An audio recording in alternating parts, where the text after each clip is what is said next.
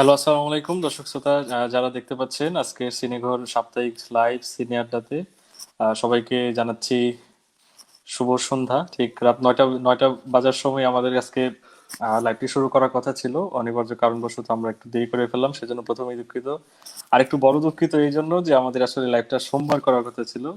তো any how এটা আজকে আমরা 2 দিন পিছিয়ে করতে হচ্ছে।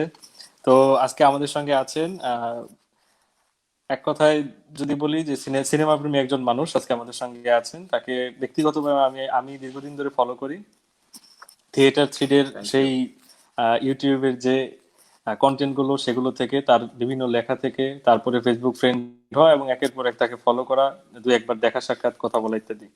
কিন্তু এর বাইরে সৈয়দ নাজমুস সাকিব তার নিজের পরিচয়ের যে এডিশনাল যে লিস্ট, সেখানে অ্যাক্টর হিসেবেও যুক্ত হয়েছেন এবং সেজন্য তাকে প্রথমেই কনগ্রেচুলেশনস। ইতিমধ্যে তিনি মিশন এক্সট্রিমের কাজ শেষ করে দামাল নামে আরেকটি ছবিতে চুক্তিবদ্ধ হয়েছেন এবং সেটির শুটিং চলছে। তো যাই হোক, আমরা সৈয়দ আমার নাজমুস সাকিবকে আমার অংশের পেয়েছি। কাজ শেষ। আমার অংশের কাজ শেষ আচ্ছা, দামালের। দামালের সাকিব ভাইয়ের কাজ শেষ, বাকি অংশ শেষ হলে আমরা খুব শীঘ্রই হয়তো বা পর্দায় দেখতে পাবো ইমপ্রেস্টিল ফিল্মের এই ছবিটি। তো আমরা হুম। বেশি কথা না বাড়িয়ে আলোচনায় শুরু করব। সৈয়দ নাজমুস সাকিব, আপনি প্রথমত একজন সিনেমা প্রেমী এই জন্যই বললাম কারণ আপনার বেশিরভাগ মানুষ, আপনি একজন সাধারণ নাজমুস সাকিব থেকে একটু বেশি মানুষ আপনাকে চিনে সিনেমার কারণে। আপনার সেটা লেখা হতে জি। পারে, আপনার ভার্চুয়াল কন্টেন্ট ইত্যাদির কারণে। আমি সেদিক থেকে শুরু করব। আপনার আরে ব্যাকআপ যদি আমি একটু সোজা কথায় বলে নিই, জাহাঙ্গীরনগর ইউনিভার্সিটির ইংলিশ, তাই তো? আপনার সেখান থেকে জি, অবশ্যই। আমি এডুকেশনাল ইংরেজি সাহিত্যে শেষ করার পরে অনার্স আপনি মাস্টার্স বর্তমানে করেছিলাম। শিক্ষকতা করছেন। জি। জি, এখন শিক্ষকতা করছেন ইংরেজিতে। নূর নূর মোহাম্মদ পাবলিক কলেজে ইংরেজি পড়াচ্ছি। ইংরেজি পড়াচ্ছেন এবং সাথে সাথে চলছে আপনার সিনেমা নিয়ে বাদবাকি কাজগুলো, একই সাথে জি। শিক্ষকতা এবং সিনেমা নিয়ে কাজ, তার সাথে যুক্ত হয়েছে অভিনয়। সময়টাকে কেমন উপভোগ করছেন সাকিব? উপভোগ করছি ভালো। তবে আমার কাছে মনে হয় উপভোগ করার চেয়ে ভয়টাও একটু বেশি কাজ করে। যেহেতু আমরা একটা অদ্ভুত সময়ের মধ্য দিয়ে যাচ্ছি। করোনার সময় যেহেতু যাচ্ছি। আর আপনি শুরুতেই আমার পরিচয় অনেক কিছুই দিয়েছেন। বাট আমার কাছে মনে হয় অ্যাক্টর বলাটা ঠিক হবে না। কারণ অ্যাক্টর শব্দটা ওজন অনেক বেশি। এবং আমার কাছে মনে হয় আমি এখনো স্ট্রাগল করে যাচ্ছি এবং সেটাই মনে করি। এবং আমার কাছে মনে হয় এই শব্দটা বলার পরিবর্তে আপনি যদি পারফর্মার বলেন, আমার কাছে মনে হয় সেটা শুনতে বেশি ভাল লাগে এবং আমি সেটা শুনতেই বেশি স্বাচ্ছন্দ্য বোধ করব আমার কাছে মনে হয়। কারণ আমার কাছে মনে হয় যে ওইটা অনেক ভারী শব্দ। এবং আমার সেই অর্থে সেভাবে যেহেতু সিনেমা এখন রিলিজ পায়নি, রিলিজ পাওয়ার পরে আসলে বোঝা যাবে যে কাজ কেমন করছি, ভালো না জঘন্য। হ্যাঁ? তো সেটা নিয়ে পরে কথাবার্তা হবে। বাট আমার কাছে মনে হয় যে সিনেমা প্রেমী আর শিক্ষক এই শব্দটাই আমার কাছে অনেক বেশি পছন্দের। তো এই তো ব্যাপার। আর সময় চলছে ভালোই, খারাপ হ্যাঁ, না। শুনে ভালো লাগলো। ওকে, হ্যাঁ, করোনার একটা সময় চলছে এবং একই সাথে করোনার একটা পজিটিভ দিক হলো এই যে আমরা লাইভ সেশনে যে কথা বলছি, একটা জি, ভার্চুয়াল দিক থেকে আমাদের কিন্তু একটা কানেক্টিভিটির একটা সেটাই। পজিটিভ কিন্তু আছে। হয়তো আমরা সবকিছুর আসলে ভালো খারাপ দুটো দিকই থাকে মোটামুটি। সেই দিক থেকে আমরা আপাতত একটা পজিটিভ দিকে আছি। তো আমরা একটু আপনার পেছনের গল্পটাই জানতে চাইবো। আমি জানি আপনি আপনি নিজেই বললেন যে আপনি স্টিল ইউ আর স্ট্রাগলিং। তো এর আগে থিয়েটার থ্রেড দিয়ে আমার ব্যক্তিগতভাবে আপনার সঙ্গে ভার্চুয়ালি পরিচয়, যে আমরা আপনাকে দেখতে পেলাম একজন অ্যাঙ্কর হিসেবে। আপনি সিনেমা পাগল, সেই সাথে আবার সিনেমাকে একটু পাবলিসিটি বলা যায়, একটু পাবলিসিটির একটা ওয়েতে আপনি নিয়ে আসলেন, একটা ইউটিউব চ্যানেল খুললেন এবং অবশ্যই। আপনি এবং আপনার যারা ফ্রেন্ড সার্কেল, বড় ছোট ভাই যারা মিলে একটা টিমের মতো কাজ শুরু করলো। তারপর আমি আপনার মুখ থেকেই থিয়েটার থ্রেডের শুরু করার পিছনের গল্পটা শুনতে চাই। শুরুটা আমার কাছে মনে হয় যে মানে আমরা বেসিক্যালি একটা টিম আরকি। আমি হচ্ছে ক্যামেরার সামনে থাকি। বাট ক্যামেরার পেছনের টিমটা সবচেয়ে বেশি কষ্ট করে। আমার কাজ শুধু বকবক করে যাওয়া, কথাবার্তা বলা। বাট ওদের জন্য বেসিক্যালি সম্ভব। রাব্বির কথা বলতে চাই। অনেকেই আছে। রাব্বি থেকে শুরু করে আরো অনেকেই আছে। হ্যাঁ? সো বেসিক্যালি রাব্বির আইডিয়া, এস রাব্বি নামে ফেসবুকে যে আছে। তো ওর আইডিয়া এটা। তারপর ওর ইচ্ছে ছিল যে ভাই সামনে আপনি থাকেন, বাকিটা আমি দেখবো। আমি বলছি, আচ্ছা ঠিক আছে, করা যায়। বেসিক্যালি আইডিয়াটা আসলে মানে আইডিয়া তো ধরেন অনেক আগেই ছিল। মানে মাথায় আইডিয়া ছিল না। বাট আইডিয়া থাকলেও আমি হয়তো মানে টেকনিক্যাল কাজগুলো হয়তো অত ভালো এক্সিকিউশন, পারি না। আমি হ্যাঁ। পারি মানে সামনের কাজগুলো। হ্যাঁ, আপনি যদি আমাকে একটা যেকোনো বিষয় নিয়ে বলেন যে ভাই এটা নিয়ে আপনি ১০ মিনিট কথাবার্তা বলেন, আমি সেটা পারবো। কিন্তু আপনি যদি বলেন যে ভাই এটা এডিট করে দেন, সেই ক্ষেত্রে আমি একটু দুর্বল। হ্যাঁ? সেটা আমি শিখবো হয়তো সামনে। অনেক কিছু শেখা বাকি। সো বেসিক্যালি এটা ১ম মানে ইচ্ছা তো ছিল আগে থেকে, কিন্তু আগুনটা ১ম জ্বললো যেটার জন্য সেটা হচ্ছে অজ্ঞাতনামা সিনেমা দেখার পর। অজ্ঞাতনামা সিনেমাটা প্রচন্ড ভালো লেগেছিল এবং কিন্তু আমি সিনেমাটা মঙ্গলবার দেখি। সিনেমাটা বৃহস্পতিবার পর হল থেকে নেমে যায় এবং সিনেমাটা মঙ্গলবার দেখার পরে আমি আমার আশেপাশে যতজনকে পেরেছি এটা দেখতে যাওয়ার কথা বলেছিলাম, ফেসবুকে লিখে হোক যেভাবেই হোক, মানে আমার তখন যতটুকু আর কি, তো তখন আমার ইয়াটা ছিল যে এই সিনেমাটা দেখানো উচিত, কিন্তু এরপরও খুব বেশি মানুষের কাছে পৌঁছাতে পারেনি। So তখন বেসিক্যালি অজ্ঞাতনামাটা আহ, একটা মানে আহ, প্রেরণার যেই বারুদ ছিল, সে বারুদে আগুন দেয়, আগুন হিসেবে কাজ করে অজ্ঞাতনামা সিনেমাটা, ঠিক আছে? তো তখন আমাদের মনে হচ্ছে না, এই ধরনের সিনেমা শুধুমাত্র প্রচারের অভাব মানে চলবে না, ইট কান্ট হ্যাপেন, এটা হতে পারে না, ঠিক আছে? তো তখন আমি এই কাজটা করলাম যে ওরা মিলে যে সিরিয়াসলি এখন যে হ্যাঁ, আমাদের এরকম অজ্ঞাতনামার মতো যেরকম সিনেমাগুলো আছে বা যে কোনো সিনেমা হোক, যেটা ভালো একটা রেসপন্স দরকার, পাবলিকের কাছে পৌঁছানো দরকার, যেটা প্রচারণা কোনোভাবে হচ্ছে না, তখন থেকেই বেসিক্যালি থিয়েটারের আইডিয়া শুরু। এবং থিয়েটারের নামটা দেওয়া আমাদের ক্লোজ এক বড় ভাই আছে, তাইম ভাই, তাইম ভাই নামটা দিয়েছিলেন। আর থিয়েটার থিয়েটার প্রথম প্রজেক্ট ছিল ইয়ের সাথে, হালদা, তকির আহমেদের হ্যাঁ সাথে। হ্যাঁ, তকিরম। আমরা তকির আহমেদ ভাইয়ের সাথে বসি এবং তকির আহমেদ ভাইয়ের সাথে আমাদের পরিচয় করে দেওয়ার মূল দায়িত্বটা নিয়েছিলেন হচ্ছে শাহেদ আলী, অভিনেতা শাহেদ আলী সুজন। ও অ্যাক্টর, হ্যাঁ। তিনি না থাকলে হয়তো থিয়েটার থ্রেড আজকে হয়তো মানে শুরুটা এই এরকম একটা হালদার মতো সিনেমা দিয়ে হতো না আমাদের হয়তো। আমি তখন রেডিওতে জব করতাম, রেডিও স্বাধীনে ছিলাম, রেডিওর পাশাপাশি এটাতে সময় দেওয়ার চেষ্টা করতাম। তো শাহিদ আলী সুজন ভাইয়ের কাছে অনেক কৃতজ্ঞ, চমৎকার একজন মানুষ এবং অবশ্যই অসাধারণ একজন অভিনেতা। তো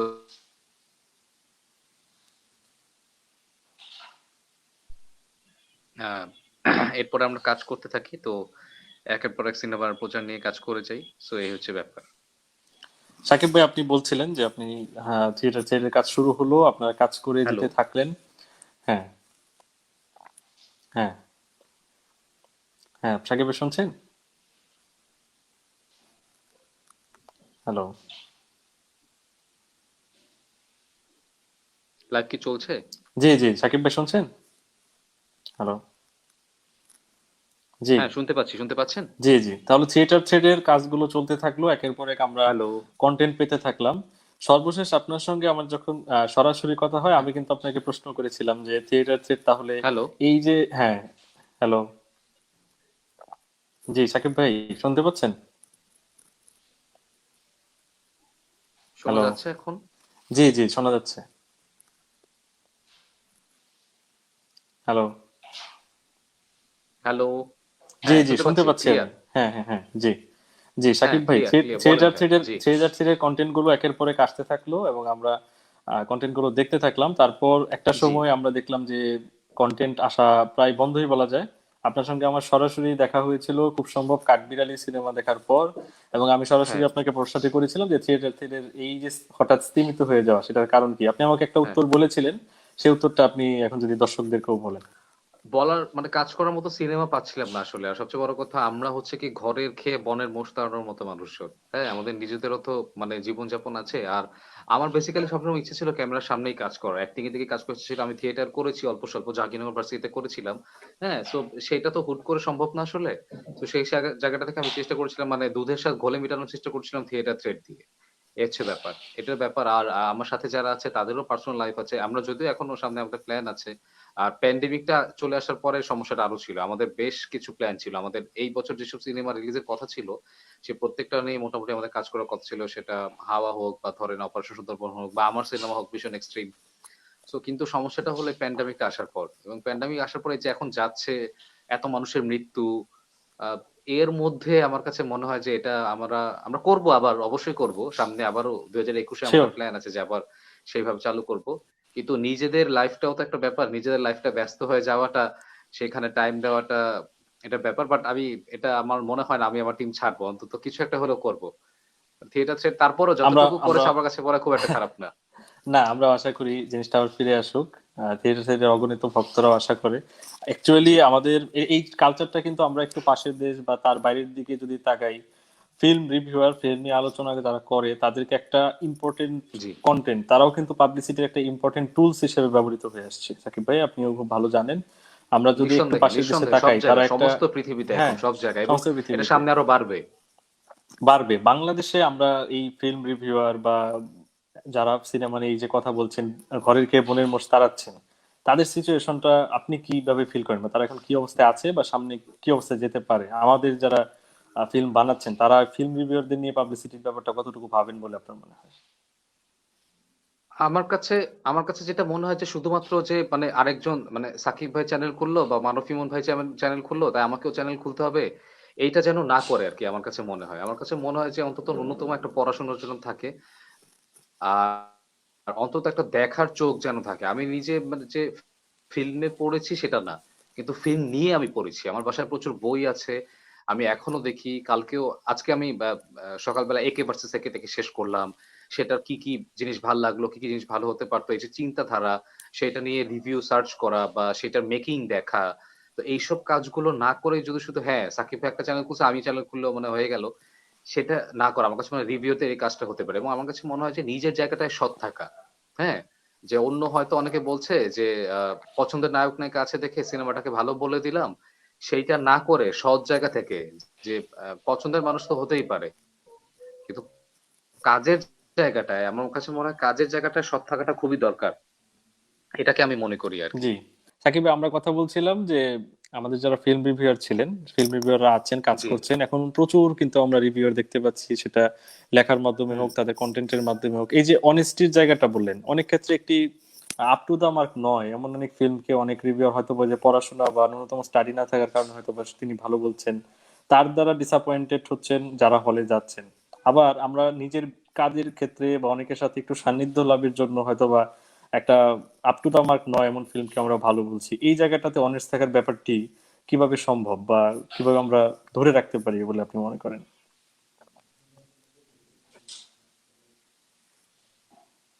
এটা তো আর আ বেড়ে ওঠার ব্যাপার, যার বিবেকের ব্যাপার সবচেয়ে বড় কথা। আপনি আপনার বিবেকের কাছে যদি অসৎ হয়ে যান তাহলে সেক্ষেত্রে তো আমার কিছু বলার নাই।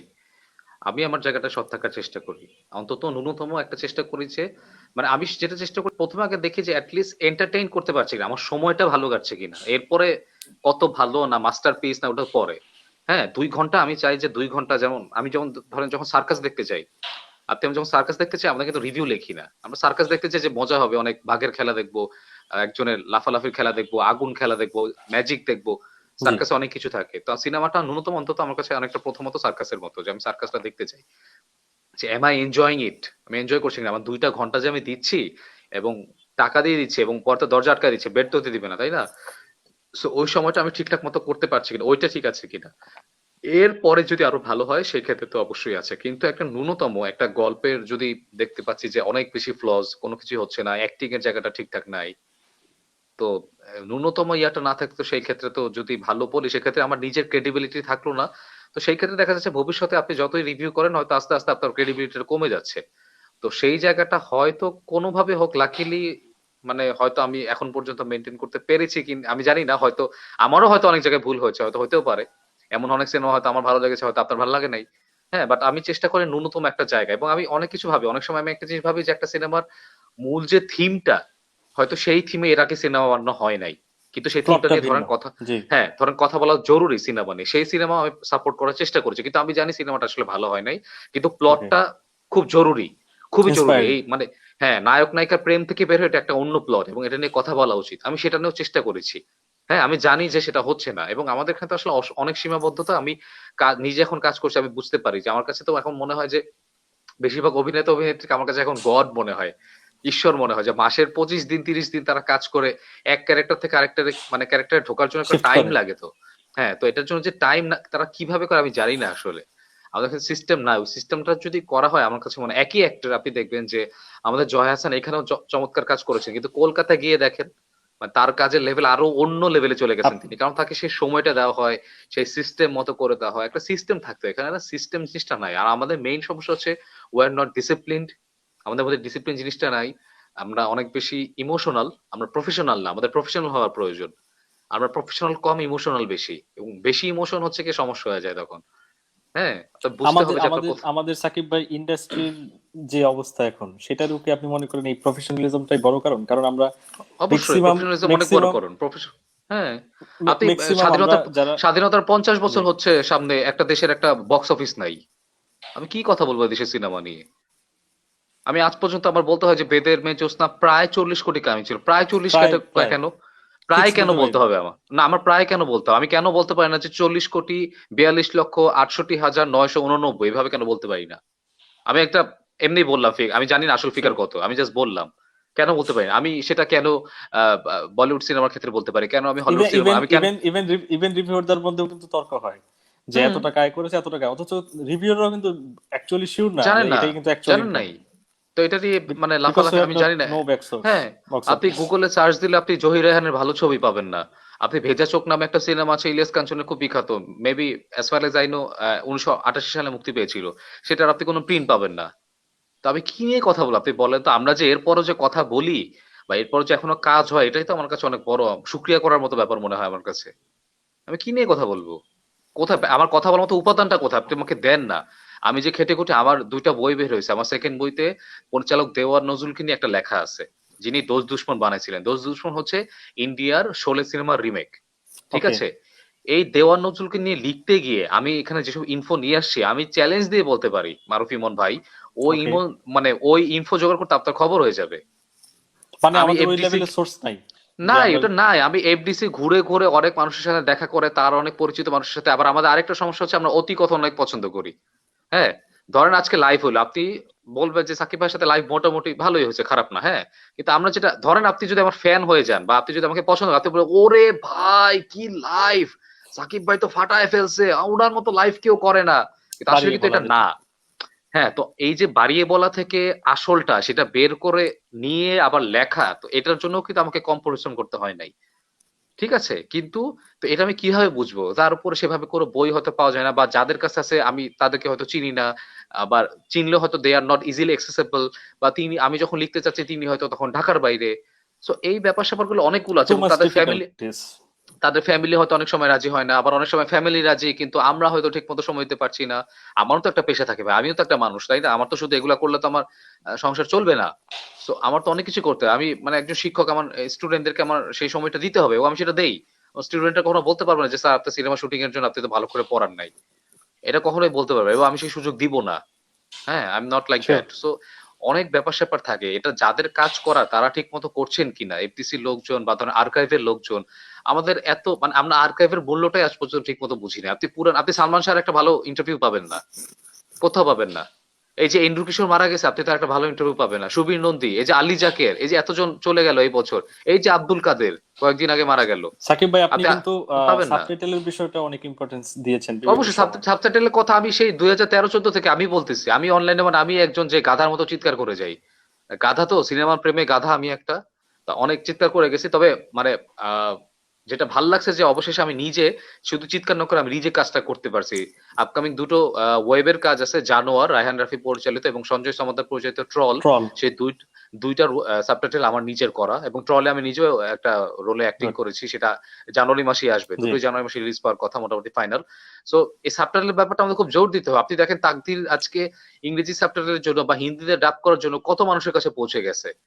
2020 এসে ভাইয়া যদি সাবটাইটেল কথা মুখে আমার বলে দিতে হয়, এর চেয়ে দুঃখজনক আর কিছু নাই। পৃথিবীর কোন ইন্ডাস্ট্রিতে এই কথা বলতে হয় না, আমাদের একটা সাকিব ইন্ডাস্ট্রি ভাই, যেটা বলতে হয়। একটু ইন্ডাস্ট্রির কথা যেহেতু চলে আসলো, আমি সেই বিষয়ে যদি একটু বলি। ইন্ডাস্ট্রি একটা বড় বিষয়, আমরা হয়তো বা এই কম সময়ে অনেকগুলো সমস্যা আমাদের জর্জরিত, আমরা এতগুলো নিয়ে হয়তো বা কথা বলতে পারবো না। বেসিক যদি দু একটা আমরা একটু ইন্ডিকেশন করি সাকিব ভাই, আমাদের সাথে আমরা যদি একটু কলকাতার কথাই যেহেতু বেশি চলে আসে আমাদের কম্পারিজনের মধ্যে, আপনি দেখবেন যে একটা সময় কলকাতা ঘরোয়া বা তাদের যে ড্রামা সিরিয়ালের মতো নাটক ছাড়া কিন্তু খুব বেশি হতো না। ইভেন তারা আমাদের দেশে এসেও অনেক সিনেমা করে গেছেন। তারা আমাদের দেশে এসে সিনেমায় অভিনয় করতে পারার একটা আমাদের আমাদের সিনেমার রিমেকও করছে লাকি তারা, চার্ম অনেক মনে অনেক করতো। অনেক হ্যাঁ, রিমেক, অনেক। অনেক রিমেক করেছে, এবং আমাদের সিনেমায় এসে হ্যাঁ, অভিনয় করেছে। চাকি পান্ডে থেকে শুরু করে অনেক অনেক। ঋতুপর্ণা, অনেকেই কাজ করেছে। একটা সময় আমরা দেখতে পেলাম যে কলকাতার ইন্ডাস্ট্রি, ইভেন সাউথের ছবিও তারা প্রচুর রিমেক রিমেক এবং কপি করে তারা অবশ্যই। এই যে কিছুদিন আগ পর্যন্ত কিন্তু ইয়ে হয়েছে। তারপরে হ্যাঁ, কিন্তু আমরা দেখতে পেলাম সাকিব ভাই, তাদের সিঙ্গেল স্ক্রিনও কিন্তু আমাদের মতো কমছে এবং ধীরে ধীরে মাল্টিপ্লেক্স বা ওই লেভেলের দিকে নির্ভরশীল হচ্ছে। আমরা অশ্লীলতার যুগটার পরে আমাদের একটা ট্রানজিশন হলো এবং তাদের আমরা দেখতে পেলাম যে রিমেকের একটা সময় শেষ হওয়ার পরে তাদের একটা আর্ট ফিল্ম বা অফ ট্র্যাকের ছবির একটা ট্রানজিশন শুরু হলো। এই দুইটা নিয়ে আপনি যদি কিছু বলেন। আমরা কিন্তু এখন এটা ফার ডিফারেন্স। হ্যাঁ, এটা হওয়ার কারণ তারা নতুনদের সুযোগ দিয়েছে, নতুনদেরকে ইন্সপায়ার করেছে। একটা ভালো ফিল্ম ম্যাগাজিন, ওদের একটা, আমাদের দেশে একটা ভালো ফিল্ম ম্যাগাজিন নাই। ওদের আনন্দলোক নামে একটা ম্যাগাজিন আছে, ওই ম্যাগাজিনে যা করার করে ফেলছে। ওই ম্যাগাজিনের প্রতি সপ্তাহে আজে বাজে অখাদ্য সিনেমা হোক, কুখাদ্য হোক, সুখাদ্য হোক, যাই হোক, সেগুলো রিভিউ বের হতো। আমাদের কয়টা হয়? আমাদের কালের কণ্ঠে একজন লিখতেন, দাউদ হোসেন রনি, ব্যবচ্ছেদ নামে একটা লিখতেন, রাউজ, হ্যাঁ। চমৎকার চমৎকার লিখতেন তিনি। এরপরে তিনি আর লিখতেই পারলেন না, হয়তো তাকে প্রেশার ক্রিয়েট করা হয়েছে, বা লিখে হয়তো সেভাবে পাচ্ছে না। দেখা যাচ্ছে যে এই লেখার পরে তার সম্পর্ক অনেকের সাথে মানে ভালো হচ্ছে না কাট হয়তো, হয়ে বা গেছে। কি হয়তো। আমরা সমালোচনাটা নিতেই পারি না। নিতে পারি না। জি। আপনি ক্রিয়েটিভ ফিল্ডে কাজ করছেন, আপনি সমালোচনা নিতে পারছেন না, তাহলে তো কাজ করার দরকার নাই, ছেড়ে দেন, বাদ দিয়ে দেন ভাই। দুনিয়াতে বহুত কাজ আছে, ওগুলো করেন। আপনি আসেন না নাটক সিনেমা করতে, আপনার দরকার নাই।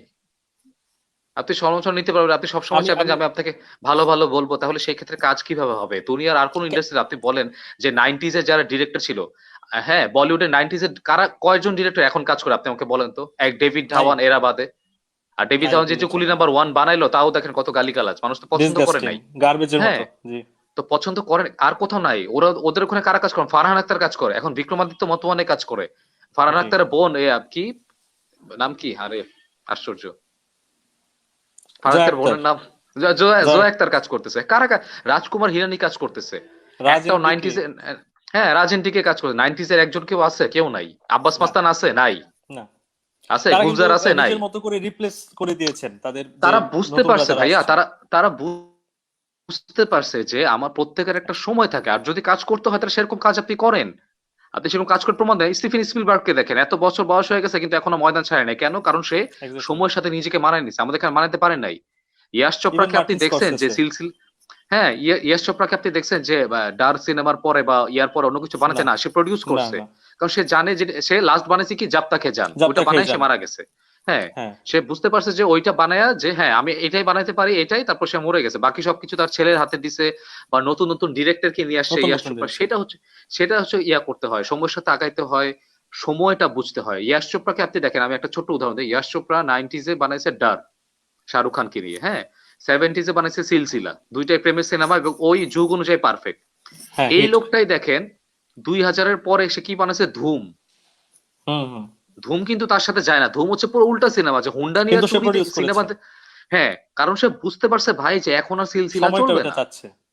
এখন আর ওই ডার চলবে না, এখন আমাকে অন্য কিছু না। করতে হবে। এবং দেখেন ধুম কিন্তু অভিষেকের প্রথম মানে হিট সিনেমা, মানে সেই অর্থে সলো হিট সিনেমা। হুম, হুম। তো এই যে কথা এইটা না করলে ভাই, আর দুনিয়াতে এখন এত কন্টেন্ট হচ্ছে, আপনি যদি এখনো ভাই ওই পুরান আহ, অন্য কিছু করেন, বা ওরকম যদি আপনি মনে করেন যে এরকম কাজ দিয়ে হবে, কিচ্ছু হবে না, লাভ নাই, কোনো সাকিব লাভ ভাই, নাই। আমি একটু আপনি ক্যারেক্টারদের কথা বললেন যে আমরা সমালোচনা নিতে পারি না, ইত্যাদি ইত্যাদি। একজন সুপারস্টার বা যারা একটা সময়কে প্রতিনিধিত্ব করেন, সেটা প্রডিউসার হতে পারেন, নায়ক হতে পারেন, পরিচালক হতে পারেন, সবারই কিন্তু যার যার দিক থেকে একটা রেসপন্সিবিলিটির জায়গা আছে যে সময় চেঞ্জ হচ্ছে, আমাকেও চেঞ্জ হতে হবে, আমাকেও ফিট হতে হবে, অবশ্যই। আমাকেও স্ক্রিন প্রেজেন্সে ভালো হতে হবে যেন দর্শক মজা পায় বা দর্শক মনে করে যে না, এই সময় অনুযায়ী ঠিক আছে। আমাদের এই রেসপন্সিবিলিটির জায়গাটাতে এত ঘাটতি কেন? আমরা একজন সুপারস্টারের কাছ থেকেও কিন্তু ওই লেভেল রেসপন্সিবিলিটিটা পাই না, তার ফিজিক্যাল ফিটনেস থেকে শুরু করে বাকি সব। এটা তো ভাই সম্পূর্ণ নিজেকে বুঝতে হবে। একদম যে পাই না সেটাও না। আমরা রিসেন্টলি তো আরিফ শুভকে হ্যাঁ, হ্যাঁ, দেখলাম, হ্যাঁ। তিনি তো শিওর, বানিয়ে শিওর। দেখিয়েছেন, তাই না? আরিফ কিন্তু শুভ তো একটা শুরুটা মেজরিটি তো কিন্তু করেছেন। নাই। মেজরিটি একটা অংশ কিন্তু আমরা পাচ্ছি সেটা না। কারণ আমাদের ওই ওইভাবে ইন্ডাস্ট্রি ওইভাবে গড়েই উঠে নাই, ওইভাবে গড়েই উঠে নাই। ওটা যে করতে হবে, এটা যে মাথায় রাখা, এই ব্যাপারটা। অমিতাভ বচ্চন এখনো নাকি প্রতিদিন সকালে আধা ঘন্টা না 40 মিনিট দৌড়ান। হ্যাঁ, কারণ তিনি দেখতে পারছেন যে আমি যদি সুস্থ না থাকি তাহলে তো এই শাহরুখ সালমান আমিরের সাথে পারবো না। শাহরুখ সালমান আমি এখন পারবো না। পারতেছে না, এই যে ভিকি ধাওয়ান, কি বরুণ ধাওয়ান, তারপরে ধরেন আপনার আপনার টাইগার শ্রফ, এদের সাথে আয়ুষ্মান খুরানা, এদের সাথে পারতেছে না। তো এই সময়টা তো করতে হবে, প্রত্যেককে ধরতে হবে। আপনি যদি টিকে থাকে, ওদের ওদের হচ্ছে কি সময় সময় আসে, নতুন নতুন আসে, এবং বাকিরা তাদের সাথে ঠিক প্রত্যেকের একটা প্রতিযোগিতামূলক মনোভাব ফাইট থাকতে করে। হবে। সেটা যদি, হ্যাঁ, সেটা না থাকলে তো ভাই হবে না। এটা আপনার নিজের পড়াশোনার ব্যাপার, নিজের ব্যাপার। আমাদের ইন্ডাস্ট্রি সেভাবে গড়ে ওঠে। আমরা তো আমাদের ধরেন বয়োজ্যেষ্ঠ যারা অভিনয় করে গেছেন, তারাকে সেভাবে দেখি নাই। আমরা একসময় ধরেন রাজ্জাক, সোহেল রানা আলমগীরকে দেখছি, তারা একভাবে নায়ক করে গেছেন, ঠিক আছে। একটা বয়স যখন হয়ে যায়, এরপর তাদেরকে দেখি শুধুমাত্র নায়ক নায়িকার বাবার রোল করতেছে।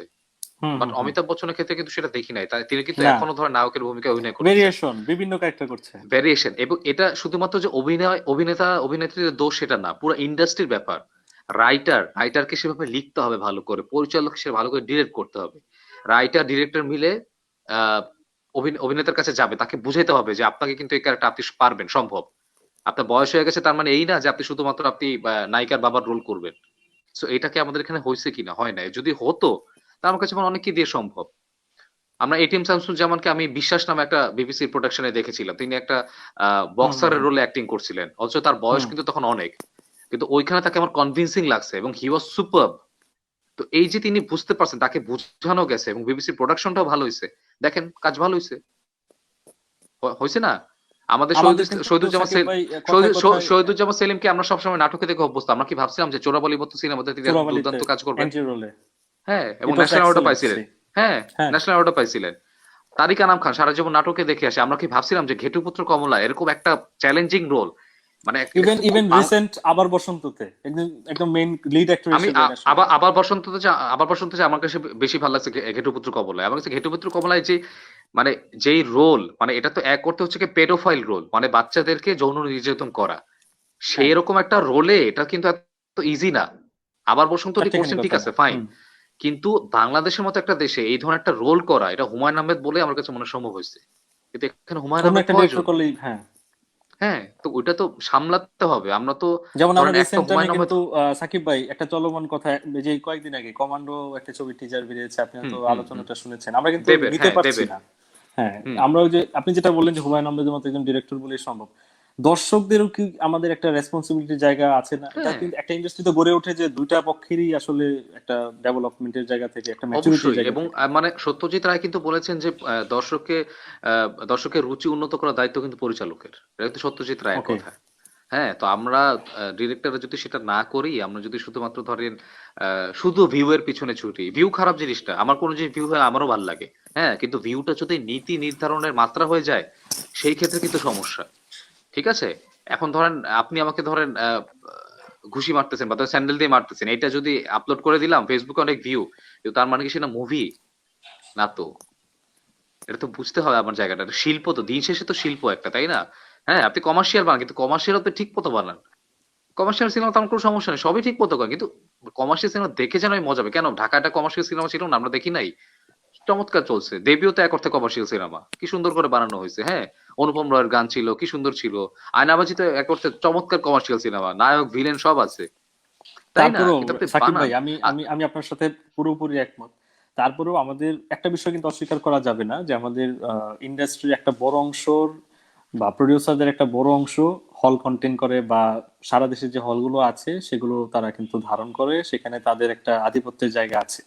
আমরা যখন গোর দ্য গ্রেভ, বাইলিঙ্গুয়াল একটা ফিল্ম, বাংলাদেশের হিস্ট্রিতে ফার্স্ট, যেটা নিয়ে কোনো কথা নেই, সেটা চিটাগং এর সিলভার স্ক্রিনে রিলিজ পেলো হুম। 25শে ডিসেম্বর, এবং হয়তো বা 1 তারিখে এই সিনেপ্লেক্স ব্লকবাস্টার রিলিজ পাবে। দর্শক খাবে না এই সিনেমাটি, এই হ্যাঁ যে হ্যাঁ একটা হ্যাঁ। বাক্য আমরা, এই যে আধিপত্য যারা বিস্তার করে থাকেন তারা মনে পোষণ করে আছেন, এই বাধা আমরা কবে পেরোবো বলে আপনি মনে করেন সাকিব ভাই? এটা হচ্ছে কি, নিজেদেরকে যদি আমাদের ইনফিউরিটি কমপ্লেক্সে যদি আমরা ভুগি, নিজেদের ইনফিউরিটি কমপ্লেক্সে নিজেদের কোনো কিছু বানাচ্ছি, জীবনেও ভালো হবে না, এরকম একটা, হ্যাঁ। আর যারা এই, আমি দর্শকদের সেভাবে এটা মানে বলার আগে আমি বলতে চাই, যারা নির্মাতা বা যারা প্রোডাকশনে জড়িত আছেন, তারা কি সিনেমাটা নিয়ে খুব বেশি প্রচার প্রচারণা করেছেন? করেন নাই কিন্তু। তাদেরও কিন্তু দায় আছে, সেই ওকে। দায় তারা এড়াতে পারেন না। হ্যাঁ, এখন পাবলিসিটি আমি যে আপনি খোঁজ সেকশনটা। খবর রাখি, হ্যাঁ আমি আপনি খোঁজ খবর রাখি দেখে আমি জানতে পারছি যে এটা বায়োলিঙ্গুয়াল সিনেমা, মানে সিনেমা এটা ইংরেজিতে আমি ট্রেলার দেখছি, ফাইন, কিন্তু এইটাতে যে কারা অভিনয় করছে, মানে তাদেরকে নিয়ে যে ইয়া করাটা, সেটা দায়িত্ব কে নিবে? এখন আপনি বলতে পারেন যে ভাই অত বাজেট নাই, একটা ফেসবুকেও তো আমি দেখতে পারি, ফেসবুকে একটা পোস্ট দিতে পারি, আপনি নিজে একটা লাইভে আসতে পারেন। এখন হাতে একটা স্মার্টফোন, আপনি করতে পারেন না? একটা একটা পোস্টার বানিয়ে আপনি সিনেমার গ্রুপ গুলাতে আপনি দেন, আপনি বলেন সিনেমার পেছনে কি কি কাহিনী হয়েছিল সেগুলো আপনি বলেন। এই সিনেমা কাজ করতে কি আপনার কি কি অভিজ্ঞতার মধ্যে যেতে হয়েছে, কি কি সমস্যায় পড়ছিলেন, কিভাবে উতরাইছেন। দর্শকের খুঁজে খুঁজে দেখতে হচ্ছে কিনা সাকিব ভাই অনেক হ্যাঁ, ক্ষেত্রে। দর্শক, আমি আমি কেন খুঁজে দেখবো ভাই, আপনি বলেন তো আমাকে, আমার যেখানে তো আমার কাছে এমনিতে অনেক নেটফ্লিক্স কাজ আছে। অ্যামাজন সব সব তৈরি, হ্যাঁ, আমার নেটফ্লিক্স অ্যামাজন আমার কাছে অলরেডি দিয়ে রাখছে, আমার মোবাইলে ইনস্টল করা, তো আমি কেন ওখানে যাব?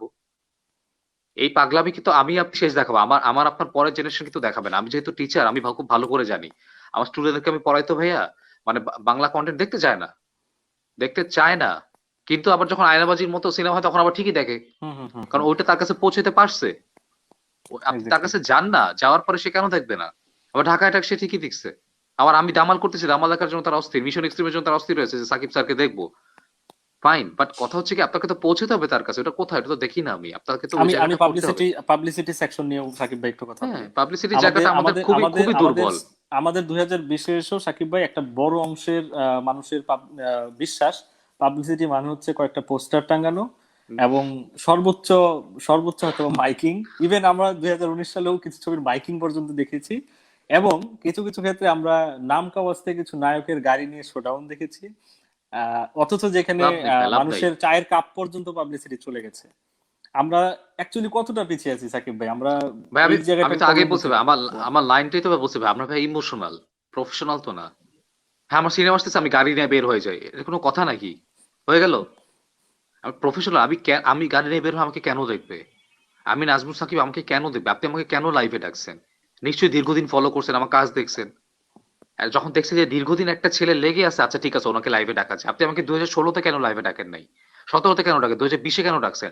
আপনি আমাকে 4 বছর দেখছেন আগে, যে একটা শিওর। ছেলে দেখতে, তাই না? আপনার আপনার পরিচয়টা আপনি আগে বানান, আপনি আস্তে ধীরে করেন, আপনি সেভাবে আস্তে আস্তে করতে থাকেন। আপনি গাড়ি নিয়ে বের হয়ে গেলে আমাকে দেখবে কেন? দেখবে না তো। আপনি নিজের পরিচিত করেন আস্তে আস্তে। হ্যাঁ, আপনি অনেকদিন থেকে না, হুট করে গাড়ি নিয়ে বের হলে হবে না। আপনার সিনেমা যদি 2020-এ রিলিজ পায়, আপনাকে 2019 থেকে মোটামুটি আওয়াজ দিতে হবে যে একটা সিনেমা হচ্ছে, তারপর এই আস্তে আস্তে কথাগুলো কিন্তু করতে আমরা হবে। সিনেমা পাড়ায় সাকিব ভাই প্রায় শুনে থাকি। দেখা হ্যাঁ, যাচ্ছে আবার পরিচালক আমাদের বা আরেকটা সমস্যা ভাই, প্রযোজকের। আমি একটু বলি, আমাদের আরেকটা সমস্যা, প্রচার করতে গিয়ে আরেকটা আমরা যেটা বুঝি না, এত শিশুসুলভ আচরণ করি। আমি যে দামালে কাজ করছি, দামালে আমার লুক কি আপনারা কিন্তু কেউ জানেন না। না। আমি কিন্তু একটা আমি ছবি কিন্তু আমি ছবি দিছি, জি। কিন্তু আমি ছবি দিছি ক্ল্যাপ বোর্ড দিয়ে, আবার দুইটা চোখ দেখা যাচ্ছে, হ্যাঁ হ্যাঁ হ্যাঁ হ্যাঁ সেই হ্যাঁ। ছবি দিছি। আমি আমার হাতের ছবি দিছি, যেই বাট হাতে নট দ্য পিস্তল ফেস। ধরছি, হ্যাঁ, হাতে হাতে পিস্তল, এটা হচ্ছে স্মার্ট প্রমোশন। আমি আমার ফেস, আপনি যদি ওয়াও, যে আমি যে সিনেমা হল গিয়ে ওয়াও আপনি বলবেন, সে ওয়াও ফ্যাক্টটা যদি আমি আগে ফেসবুকে দিয়ে দেই, আমি নাম বলবো না, কয়েকদিন আগে আমি একজনকে দেখতেছিলাম, তার শুটিং চলতেছে সিনেমার, সে লাইভ করতেছে। আমি what the hell? কেন? যেখানে যেখানে যেখানে আমরা পাশের দেশের শাহরুখ খানকে দেখি, তার চুল লম্বা হয়েছে, এছাড়া হ্যাঁ, আমরা বহু দূর থেকে জুম করেও আর কিছু দেখা বহু যায় না। দূর থেকে জুম করে একজন দিছে, সেটাই। কিন্তু আমি কিন্তু ইয়া যাই না, চুল লম্বা হলে অনেক লুক হইতে পারে। চুল লম্বা সামনে হইতে পারে, পিছনে হইতে সেটাই পারে, ঝুটি, আমি সেটাই। ঝুটি করে রাখতে পারি, আমি বেনি করে রাখতে পারি। হ্যাঁ, আমি তারা এভাবে কতটা এইভাবে রাখতে, প্রিজার্ভড, এটাই। এটা হইতে হবে, এটা আজকে না, এটা অনেক আগে থেকে। আজকে না তো ভাই, ওই সিস্টেমটাই তৈরি হয় না তো আমাদের ইন্ডাস্ট্রিতে, ওই সিস্টেমটা তৈরি হতে হবে তো। আমাদের নিজেদের তৈরি করতে হবে। আমি নতুন জেনারেশনে আসার পরে, আমি সিয়াম এর সাথে কাজ করেছি, সিয়াম আহমেদ ভাইয়া। আমি তাকে দেখছি, তার সাথে শুটিং এর সময় যারা সেলফি তুলতে আসে, সবাইকে সে বলছে দামা রিলিজে আগ পর্যন্ত এই সেলফি পোস্ট করা যাবে না ফেসবুকে, ওকে। এবং কেউ ইটস পোস্টও টু করে নাই। প্রফেশনাল। এটা করতে হবে। উই হ্যাভ টু, আমাদের এটা শুরু করতে হবে। এতদিন যা হয়েছে, অনেক হয়েছে, কথাবার্তা বলা হ্যাঁ। যাবে, সেটা সেটা নিয়ে কথাবার্তা বলে সময় নষ্ট করবো না, আমার আমার আমরা করে আমরা দেখাই দিতে হবে। আমরা আমরা সাকিব ভাই তাহলে আসার জায়গা থেকে আসি। আমাদের অবশ্যই। দেবীর মতো ছবি খুব ভালো চলেছে, আমাদের আয়নাবাজি আমরা যদিও হাতে গোনা গুটি কয়েক, তারপরেও হ্যাঁ, আমি বলবো যে বিশ্ব সুন্দরীর মতো ছবি হচ্ছে, যেখানে এই আমরা সংখ্যাটা ছবির শেষ। বাড়াইতে হবে ভাই, এত এত এত কম সংখ্যা দিয়ে হবে না, না অনেক না প্রচুর না। বাড়াতে হবে। হ্যাঁ, অফকোর্স। তারপরেও আমরা যদি আসার দিক থেকেই একটু কথা বলি, মিশন এক্সট্রিমের মতো ছবিতে আমরা একটা লিড ক্যারেক্টারের ফিজিক্যাল যে স্ট্রাগলটা, সেটা আমরা দেখতে পাচ্ছি। হ্যাঁ, হ্যাঁ, এটার আবার দ্বিতীয় পার্ট আসার আগেই আমরা জেনে যাচ্ছি যে আরেকটা পার্ট আসবে। আমরা ফাইন, অ্যাডভেঞ্চার অফ সুন্দরবনের মতো ডিফারেন্ট স্টোরি নিয়ে একটা দেখতে পাচ্ছি অবশ্যই। সেখানে। এই যে আমরা আসার যে জায়গাগুলোতে সাকিব ভাই, আমাদের এখন ইন্ডাস্ট্রি যে অবস্থায়, আমরা ঠিক শুধু আমি ফিক্স করে দিচ্ছি না, তারপরে আপনি আপনার মতো করে যদি বলেন ঠিক কোন জনরা বা কোন জিনিসগুলো মানুষ এখন নিচ্ছে, এবং আমরা হয়তো বা এই পথে একটা ভালো সম্ভাবনা আছে আমরা যদি চেঞ্জ করতে চাই ইন্ডাস্ট্রিটাকে। এখন দুনিয়া জুড়ে একটা জিনিস নিয়ে কাজ হচ্ছে, সেটা হচ্ছে থ্রিলার। হ্যাঁ, কিন্তু ওকে। পার্সোনালি আমি চাই না যে শুধু একটা নিয়ে কাজ করা হোক, সবকিছু নিয়ে কাজ হোক। অবশ্যই আমাদের এখানে অবশ্যই না। মানে সেইভাবে কোনো জনরা মানে টাচ করা হয় না, এরকম জনরাও আছে আমাদের। হরর সিনেমা সেই অর্থে বলতে গেলে নাই। না না। আমরা আমি বা- সর্বশেষ আমরা তানিম রহমান অংশুর একটা আমরা ছবি হ্যাঁ, দেখেছিলাম, অন্ধকার স্বপ্নের বা ঘর, সামথিং। স্বপ্নের ঘর, হ্যাঁ, স্বপ্নের ঘর, স্বপ্নের ঘর। But it was not successful, I think. তো কথা হচ্ছে গিয়ে মানে আরেকটা জনরা আছে যে আমরা যাদেরকে একদমই মাথায় রাখি না কোনো, সেটা হচ্ছে বাচ্চারা। বাচ্চাদের নিয়ে শিশু। কখনোই সিনেমা বানায় না। সেই এক ছুটির ঘন্টা, এই এমিলের গোয়েন্দা বাহিনী, এই দীপু নাম্বার 2, এই ঘুরে ফিরে কয়েকটাই আসবে। হ্যাঁ, লাস্ট বাট হলো অ্যাডভেঞ্চার অফ সুন্দরবন, অ্যাডভেঞ্চার যেটা সুন্দরবন। জাফর হ্যাঁ, ইকবালের স্টোরিটা। হ্যাঁ, হ্যাঁ, এবং কথা হচ্ছে গিয়ে এটা আরো বাড়ানো উচিত, সবকিছু নিয়ে কাজ করা উচিত। আমাদের ভাইয়া বেসিক্যালি আমাদের সবচেয়ে বেশি দরকার আছে ভালো এবং মননশীল প্রডিউসার। যে প্রডিউসার যার টাকা আছে, এবং যে যিনি ফাইন্যান্সার হবে না, ফাইন্যান্সার হচ্ছে যে টাকা দেয়, প্রডিউসার হচ্ছে কি যে প্রডিউস করে, সবকিছু প্রডিউস করে। আজকে আপনি ধরেন একটা 10 তলা বিল্ডিং এ শুটিং করবেন, এই 10 তলা বিল্ডিং এ শুটিং করে অনুমতি নেওয়া থেকে শুরু করে এই সবকিছু কিন্তু প্রডিউসারের দায়িত্ব। আমাদের দেশে সেটা করেন। আমাদের দেশে আপনাকে টাকা দিয়ে বলবে মারুফ বানায় ফেলাও, তোমার দিলাম 10,000 টাকা, হুম এই হুম 10 তলা হুম। বিল্ডিং এ শুটিং করো, কিন্তু আপনার কাজ সেটা দায়িত্ব না। সব পরিচালকের। আপনি সেটা না, আপনি পরিচালক তো না, আমাদের পরিচালক হচ্ছে ম্যানেজার বেশি। ম্যানেজ করে এখানে, এটা না। কিন্তু আপনার দায়িত্ব, তাহলে আপনি সিনেমা কিভাবে বানাবেন এত টেনশন নিয়ে? আপনি হচ্ছে কি, আপনি সেটে আসবেন, আপনি দেখবেন সব ঠিকঠাক, আপনার অ্যাসিস্ট্যান্ট ডিরেক্টর সব ঠিকঠাক করে ফেলছে, আমি ঠিকঠাক মতো জায়গায় আছি। আপনি চেয়ারে এসে খালি বলবেন যে হ্যাঁ লাইট ঠিক আছে, এটা ঠিক আছে, আপনি আমাকে সিনটা বোঝাবেন যে আপনি এখানে এরকম করবেন। আমি ঠিকঠাক মতো দিলে আপনি বলবেন ওকে ফাইন পারফেক্ট, না হলে বলবেন কাট, সাকিব ভাই হয় নাই। এইভাবে হচ্ছে কাজ করতে হবে। হ্যাঁ, আমি চাই না যে আমাদের কোনো নির্দিষ্ট জনরা নিয়ে কাজ করতে হোক, আমরা চাই যে আমাদের সমস্ত জনরা নিয়ে কাজ করতে হবে, সবকিছু নিয়ে কাজ হবে, সব ধরনের সিনেমা হতে হবে, বিশ্ব সুন্দর হইতে হবে, অ্যাডভেঞ্চার সুন্দরবন হইতে হবে, অপারেশন সুন্দরবন হইতে হবে, দামাল হইতে হবে, সবই হইতে হবে। সব ধরনের পাবলিক যে যেটাকে পা- নেয়, আমরা একটু যেন বলতে পারি যে এখানে একটু সব একটু ধরনের সিনেমা, পাবলিসিটি, একটা ইন্ডাস্ট্রিতে সব ধরনের সিনেমা দরকার। একটু সাকিব ভাই, হ্যাঁ একটু পাবলিসিটির জায়গা থেকে যদি একটু সাকিব ভাই ফিরে যাই, এই জটিলতাও কিন্তু দেখা যাচ্ছে যে অনেক ক্ষেত্রে পরিচালক বলছেন যে আমি মেইন আর্টিস্টদেরকে পাবলিসিটির সময় পাচ্ছি না। সেটা হয়তোবা আমরা একটা জিনিস খুবই অভাব বোধ করি যে এগ্রিমেন্টের সময় পাবলিসিটি বলে যে একটা পোর্শন আছে যেটাতে হয়তোবা হ্যাঁ, লিড অ্যাক্টরদেরকে থাকতে হবে বা সময় দিতে হবে, এই কালচারটা আমরা এখনো গড়ে তুলতে পারিনি। এই জায়গাটিতে আপনি কি বলবেন? সেটা সম্পূর্ণ আসলে যার যার ব্যাপার। তিনি যদি না বুঝেন নিজের সিনেমার প্রতি তার যদি দায়বদ্ধতা না থাকে, বড় লাভ নাই। আমাকে জোর করে করাতে পারবো? আপনি আমাকে ধরেন, আজকে আপনার সাথে এই লাইভটা আমাদের সোমবারে হওয়ার কথা ছিল, আমার একটা পার্সোনাল সমস্যার জন্য সেটা হয় না, বাট আমি বলছি যে ভাই আমি আপনার সাথে করবো, বুধবারই করবো। আমার যদি মাথায় ইয়ে থাকতো দূর করলাম না, না করলে আপনি কি আমি জোর করতে পারবেন? পারবেন না। কিন্তু আমার মাথায় আছে না, আমি মানুষটাকে জানাইছি আমার খুব, এবং আমি আপনাকে খুব শেষ মুহূর্তে জানাইছি, এবং কৃতজ্ঞ যে আপনি আমার সমস্যাটা বুঝতে পারছেন, তাই না? এবং তাতে জি। আপনি বুধবারে রাজি হয়েছেন। আমি বলছি হ্যাঁ বুধবারে ভাই দুনিয়া কিয়ামত হয়ে গেল আমি আপনার সাথে আসবো, যদি মরে না যাই।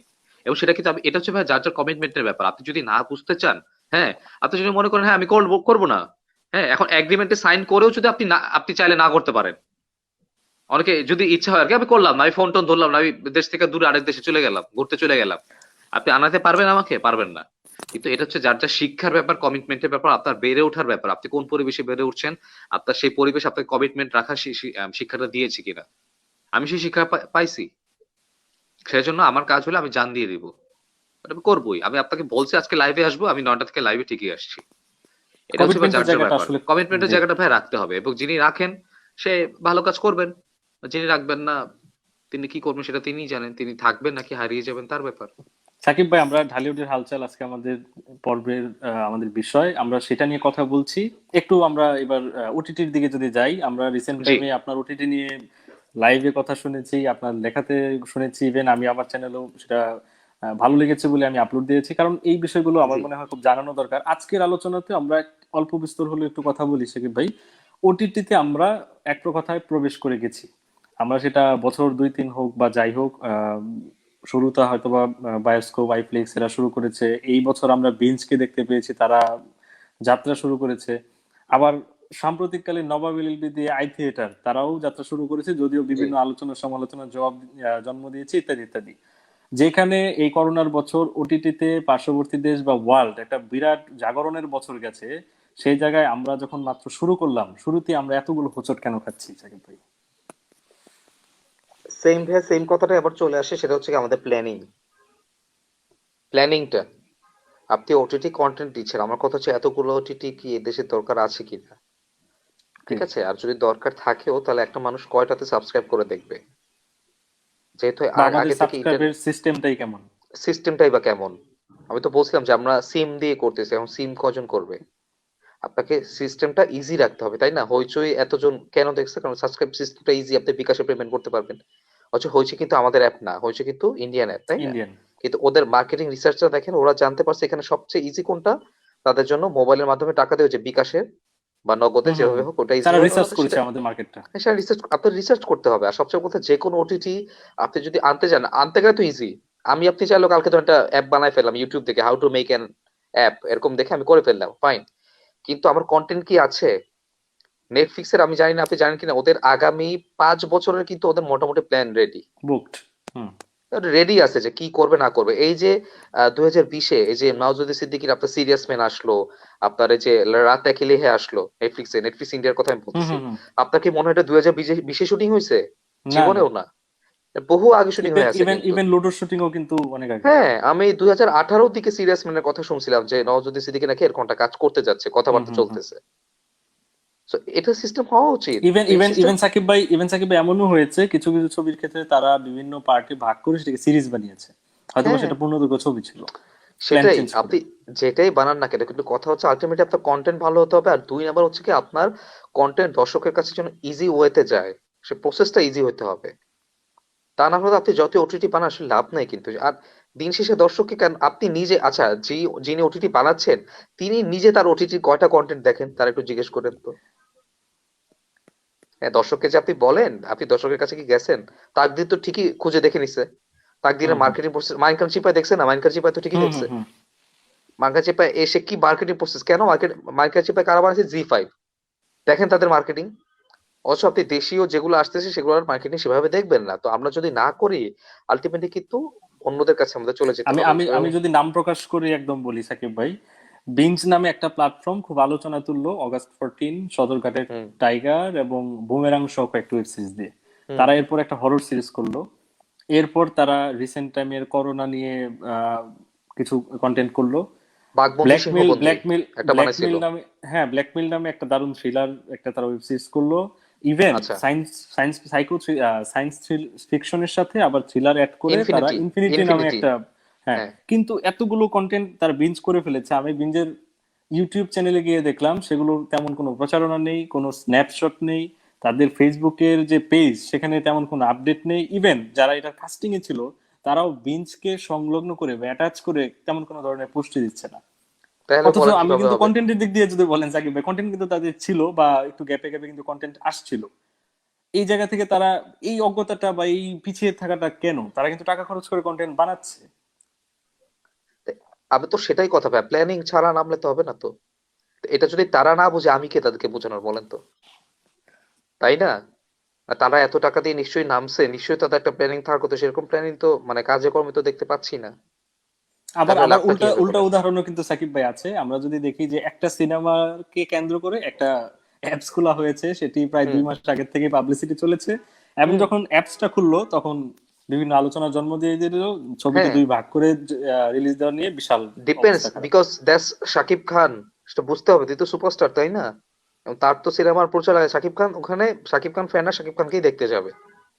হুম ঠিক হুম আছে, সেটা হচ্ছে ব্যাপার। হ্যাঁ, সেটা আমি আপনি দেখলাম বা না দেখলাম তার চেয়ে বড় ব্যাপার হচ্ছে কি তার ফ্যানরা ঠিকই দেখবে। সো ওটা তো ওইটা সমস্যা নাই। শাকিব খান যদি কালকে বিঞ্জে একটা কোন একটা কিছু করে, দেখবেন আপনার হুম হুম বিঞ্জে আর হুম কিছু হুম লাগতেছে না। সেটা তো হুম হুম মানতে হবে, কিন্তু আমার সব কন্টেন্ট তো আমি নিশ্চয়ই শাকিব খানকে দিয়ে করতে পারবো না। তিনিও তো একটা মানুষ, তিনি কি 24 ঘন্টা কাজ করবেন? না তো। না না, তারও তো রেস্টের দরকার আছে, তাই না?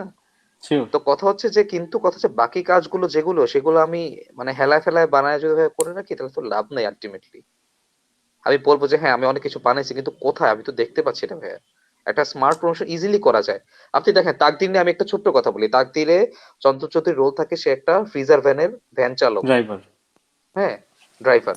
তো নর্মালি একটা ফ্রিজার ভ্যানের ভ্যান চালকের সারাদিন কেমন যায় সেইটা নিয়ে খুব সুন্দর একটা ভিডিও বানাইছিল হইচই, হ্যাঁ হ্যাঁ এবং হ্যাঁ হ্যাঁ। সেটা তাদের ইউটিউব চ্যানেলে আপলোড করছিল, তাই না? জি আপনি দেখেন জি যে কত সুন্দর একটা কন্টেন্ট, এবং সেটা তাদের কি পরিমাণ হেল্প করছে চঞ্চল চৌধুরী তাকদিরকে প্রমোশন করতে, তাই না?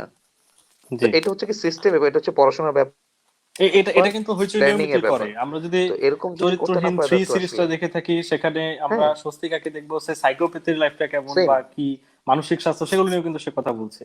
এটা কিন্তু একটা একদমই। স্ট্রিমিং প্ল্যাটফর্মেরই হ্যাঁ, কথাবার্তা পলিসি। বলতেছে। একদমই। তো এটা তো বুঝতে হবে, এটা করার জন্য যে ধরনের মানুষ দরকার বা যাদের পড়াশোনার দরকার ওই টিম থাকতে হবে আপনার। একটা ভালো টিম না থাকলে তো ভাই বলে লাভ নাই। টাকা পয়সা সবই খরচ হচ্ছে, সবই করতেছেন, বানাচ্ছেন টানাচ্ছেন।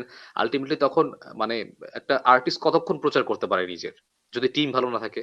আমি নিজের কথা কতক্ষণ বলবো যে আমি সিনেমা নিয়ে ভালো লিখি ভালো বলি, যদি আপনি না বলেন বা আমার আশেপাশের লোক না বলে, বা আমি যদি ডিফারেন্ট কিছু না করি।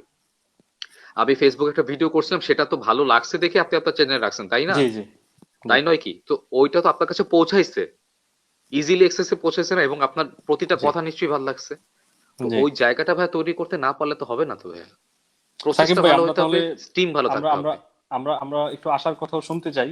আমাদের ইরোস নাও, জি5, হইচই, আড্ডা টাইমস সবাই চলে এসেছে।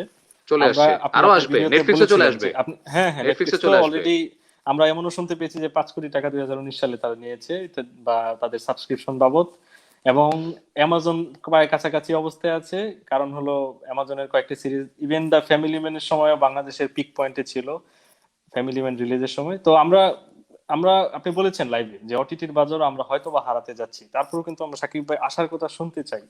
আমাদের অ্যাকচুয়ালি আসার দিক এখন কি কি? ওটিটি বাজার আমার মনে হয় পুরোপুরি হারাবো, আমাদের কিছু না কিছু কাজ হবে, কারণ আমাদের খুব ভালো কিছু অ্যাক্টর আছে, চমৎকার ওকে। কিছু একটা আছে, দুর্দান্ত অভিনেতা আছে, তারা কাজ করবেন। এবং আমাদের দেখেন, আমাদের উপমহাদেশের এই এতগুলো দেশের মধ্যে আমার দেশটার কথা যদি বলি, আমাদের তো থিয়েটারটা এখনো আছে। তো থিয়েটার থেকে প্রতি বছর কিন্তু কোনো না কোনো অ্যাক্টর বের হয়, বা মানে অ্যাক্টর আমরা পাবো। আমার কাছে মনে হয় অ্যাক্টরের ইয়াতে আমাদের ভুগতে হয় না, আমাদের যথেষ্ট অ্যাক্টর আছে, আমরা কাজে লাগাতে পারি না। আমার কাছে মনে হয় আমাদের সমস্যা হচ্ছে আমাদের ভালো ফিল্ম ইনস্টিটিউট দরকার। আমাদের এখানে একজনকে কেউ যদি ভালো ডিরেক্টর হতে চায়, তাকে পড়াশোনা করার মতো ইনস্টিটিউট কিন্তু নাই সেরকম অর্থে আন্তর্জাতিক মানের। না, না। তাকে কি করতে হয়, তাকে অন্য একটা ডিরেক্টরের অ্যাসিস্ট্যান্ট ডিরেক্টর হিসেবে কাজ করতে হয়, অ্যাসিস্ট্যান্ট ডিরেক্টর হিসেবে কাজ করতে হয়। কিন্তু এটা কিন্তু হওয়ার কথা হুম, ছিল না। সে একটা জায়গায় থাকবে, খাবে, পড়াশোনা করবে। হ্যাঁ, যেটা ধরো ইন্ডিয়াতে আছে, পুনে ফিল্ম ইনস্টিটিউট আছে, বা হুম, কলকাতা আছে, এফটিআই। সপ্তর্ষি ফিল্ম ইনস্টিটিউট আছে। আমাদের কিন্তু সেরকম নাই।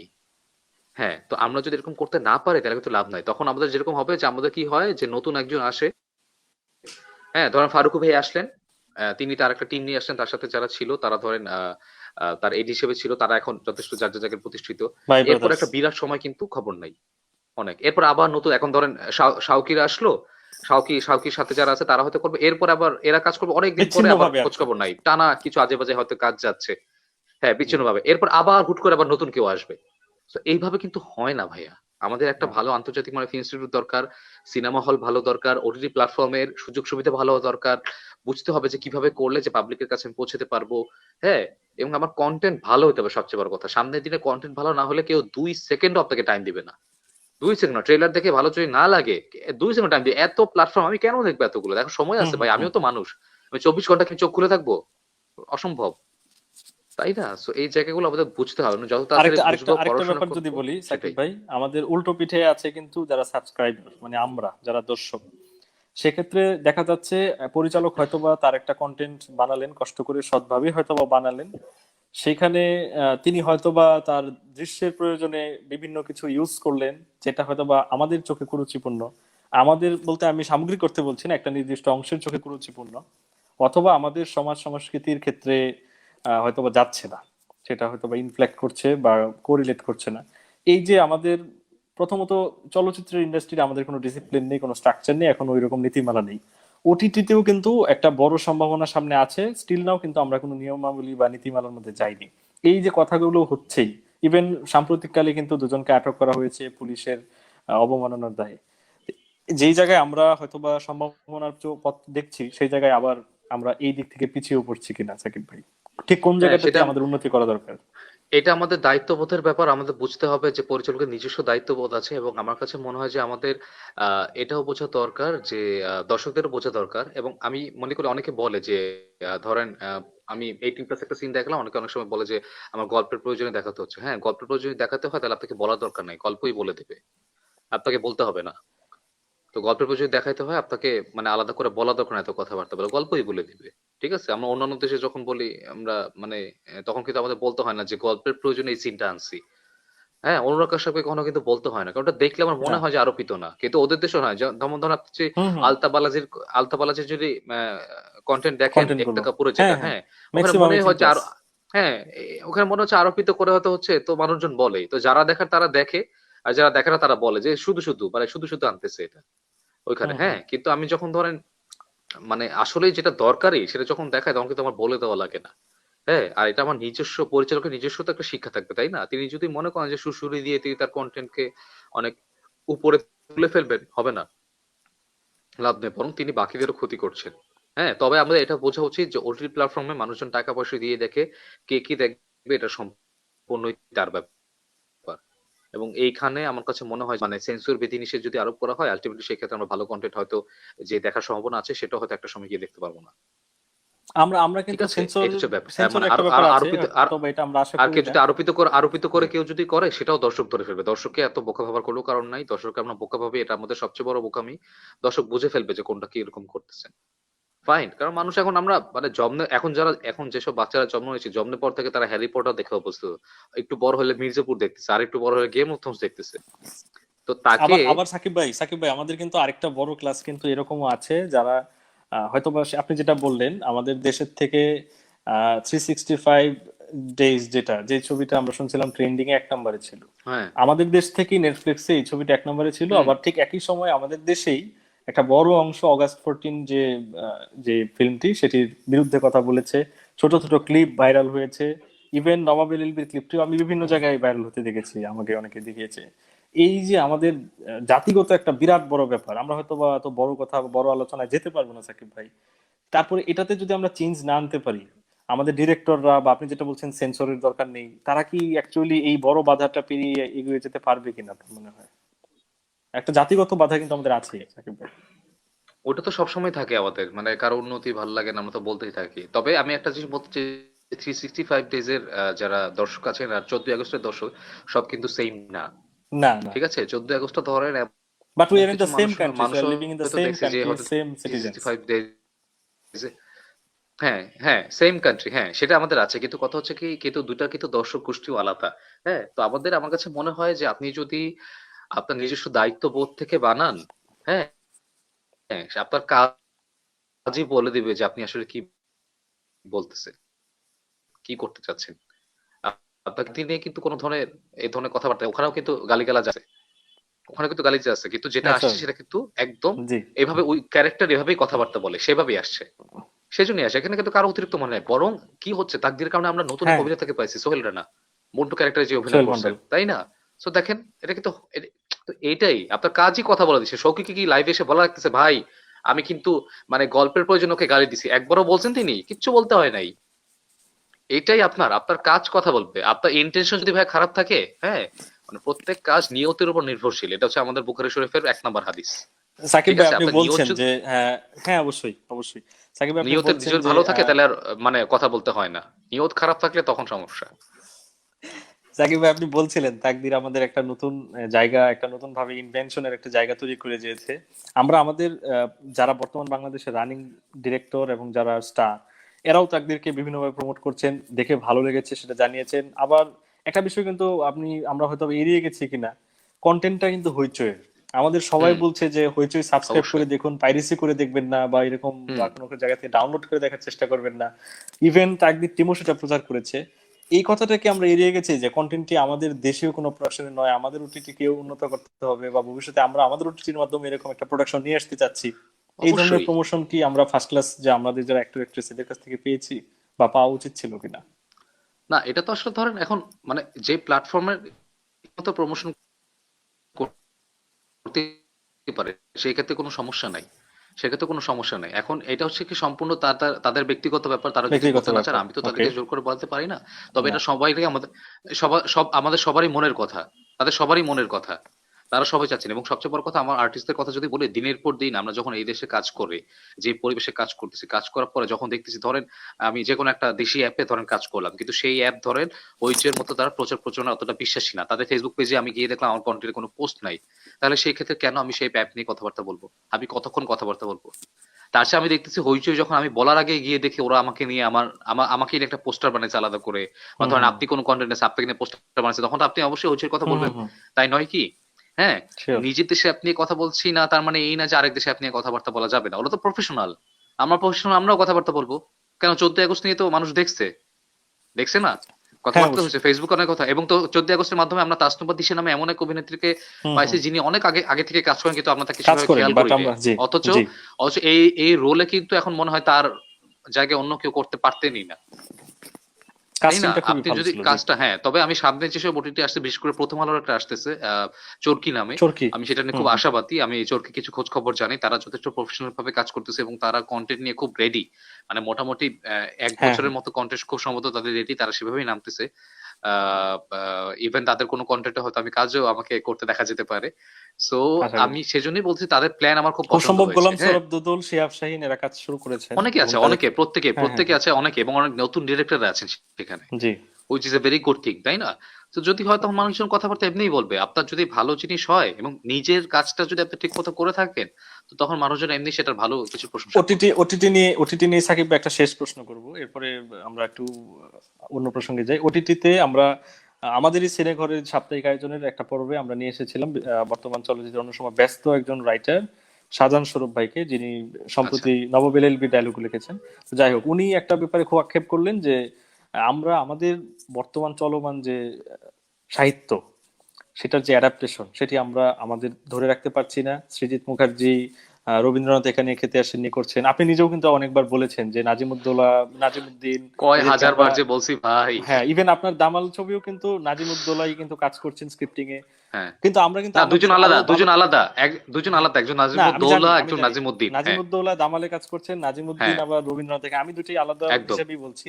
একদম। তারপর যেটা আমরা আক্ষেপের জায়গাটা, আমরা কিন্তু সাহিত্য, আমাদের দেশীয় সাহিত্যের অ্যাডাপ্টেশনকে আমরা রাখতে পারছি না, সেটাও এক প্রকার তারা প্রোডাক্টিভ ভাবে আমাদেরকে আবার দেখাচ্ছে। বই পড়ি না তো কিভাবে রাখবো? বই পড়ি? জি। বই পড়ি না তো। আপনি এই প্রশ্ন কিভাবে আসে? তো বই পড়ি না তো, বই পড়ার সময় আছে ভাইয়া? বছরে 18টা কন্টেন্ট বানাতে হবে না? অনেক কন্টেন্ট বানাতে হবে। বছরে কি, সরি, এক মাসে 18টা কন্টেন্ট হ্যাঁ বানাতে হ্যাঁ। হবে, ঈদ আসতেছে না? তো কিভাবে বানাবো? বই পড়ার সময় কই? বই পড়ার সময় নাই বুঝলাম, যারা বই পড়ে তাদেরকে আশেপাশে রাখি, রাখি না তো। আমি সেদিন ওই যে রাগ করে আবার ভিডিওটা দিছিলাম না, এরপরে অনেকে আমাকে ইনবক্সে নক দিছে, তখন বইয়ের লিস্ট নিছে। আমি বলছি এতদিন কেন নেন নাই? তো ভাই কি বলেন, এই দেশে কি সময় আছে, এত ব্যস্ত? আমি ওরে বাবারে, তাই এত ব্যস্ত থাকতে তো বলার কিছুটাই। আপনি সৃজিত মুখার্জি হ্যাঁ তো হ্যাঁ। নিশ্চয়ই বেশি ব্যস্ত, তাই না? তাই নয় কি? একটা পাশের দেশের একজন পরিচালক, তিনি আমার দেশের লেখকের বই পড়ে আজকে সিরিজ বানায় ফেলতেছে, বাঁধনকে নিয়ে, হুম অনির্বাণকে হুম হুম। নিয়ে।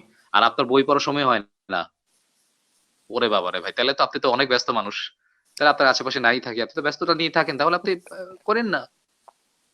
আপনারা তো অনেক ব্যস্ত মানুষ।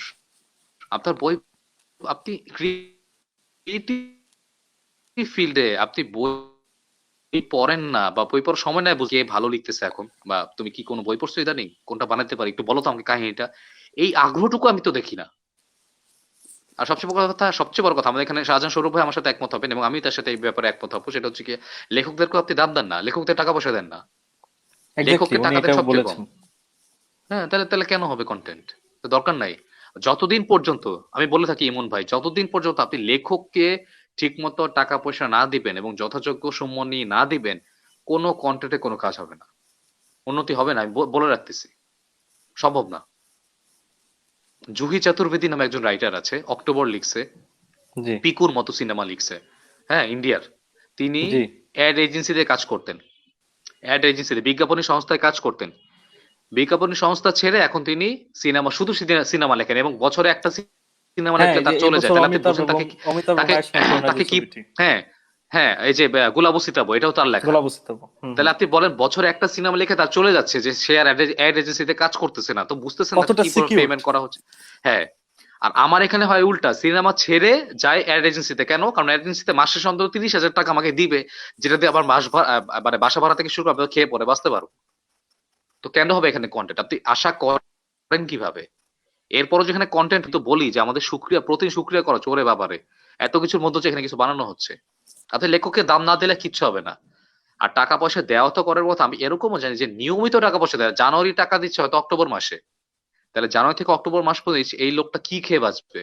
চাঁদের আলো খেয়ে বাঁচবে, নাকি বাতাস খেয়ে বাঁচবে? জানি না তো আমি।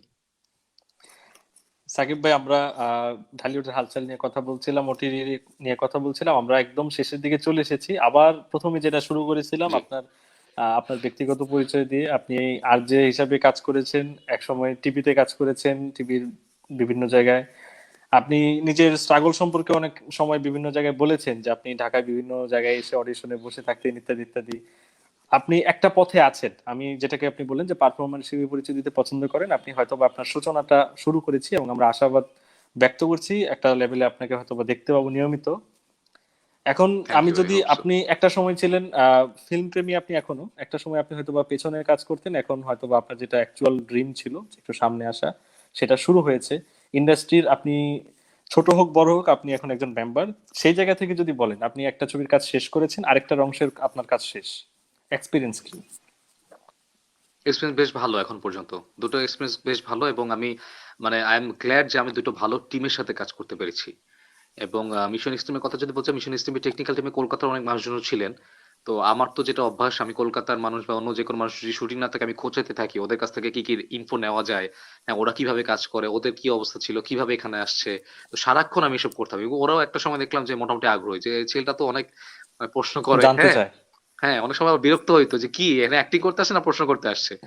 হ্যাঁ, তো হ্যাঁ। আমি চেষ্টা করতাম সেই জায়গা থেকে, বাট আমি খুবই খুশি এবং আমি এটাতে খুশি যে দুইটাতে আমার রোল একদম আলাদা, এবং আমি টাইপ কাস্ট হই নাই দুইটা সিনেমাতে, সেটা হচ্ছে ব্যাপার।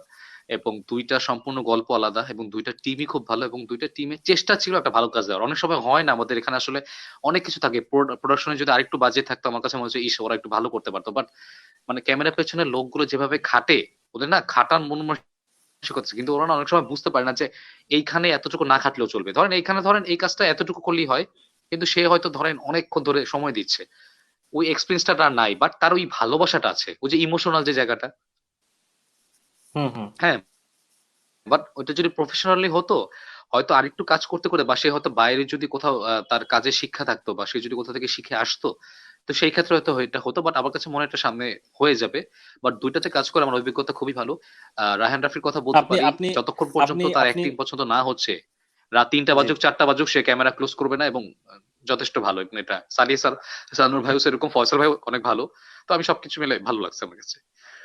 আপনি আপনি বর্তমান সময়ের অন্যতম আলোচিত এবং ব্যস্ততম দুজন লিড কাস্ট যেটা যদি বলি, আরিফিন শুভ জি। এবং সিয়ামের সিম পার্শ্ব আহমেদ। অভিনেতা হিসেবে কাজ করছেন। সিয়াম আহমেদের পার্শ্ব অভিনেতা হিসেবে কাজ করেছেন, খুব কাছ থেকে তাদেরকে দেখছেন। আমরা দর্শক হিসেবে যদি আপনার এক্সপিরিয়েন্সটা জানতে চাই, কারণ তাদের হাতেই বলা যায় যে আমাদের ঢালিউডের একটা বড় ভবিষ্যতের সম্ভাবনা আছে, যারা অবশ্যই।